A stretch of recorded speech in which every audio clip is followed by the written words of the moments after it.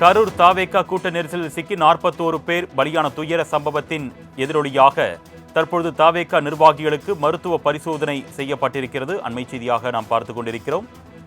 இதுகுறித்த கூடுதல் விவரங்களை செய்தியாளர் சிவா வழங்க நாம் கேட்கலாம். வணக்கம் சிவா, தொடர்பான கூடுதல் விவரங்கள் சொல்லுங்க. வணக்கம் அருணேஷ். கரூர் வேலுசாமிபுரத்தில் கடந்த செப்டம்பர் 27ஆம் தேதி தமிழக வெற்றி கழக தலைவர் விஜய் பிரச்சார பரப்புரை மேற்கொண்டார். அப்போது ஏற்பட்ட கூட்ட நெரிசலில் சிக்கி 41 பேர் உயிரிழந்தனர். 110 பேர் காயமடைந்து மருத்துவமனை சிகிச்சை பெற்று வருகின்றனர். இதில் 51 பேர் பூர்ண குணமடைந்து வீடு திரும்பியுள்ளனர். இச்சம்பவம் தொடர்பாக கரூர் ஏடிஎஸ்பி பிரேமானந்தம் தலைமையில் 5 தனிப்படைகள் அமைத்து கரூர் மேற்கு மாவட்ட செயலாளர் மதியழகன் மற்றும் கரூர் தெற்கு மத்திய மாநகர பொறுப்பாளர் பவுன்ராஜ் ஆகிய இருவரை நேற்று கைது செய்துள்ளனர். கைது செய்யப்பட்ட இருவரும் தற்போது கரூர் அரசு மருத்துவக் கல்லூரி மருத்துவமனைக்கு மருத்துவ பரிசோதனைக்காக கொண்டு வரப்பட்டுள்ளனர்.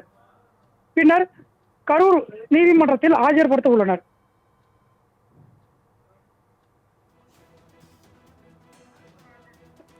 கூடுதல் விவரங்களுக்கு நன்றி சிவா.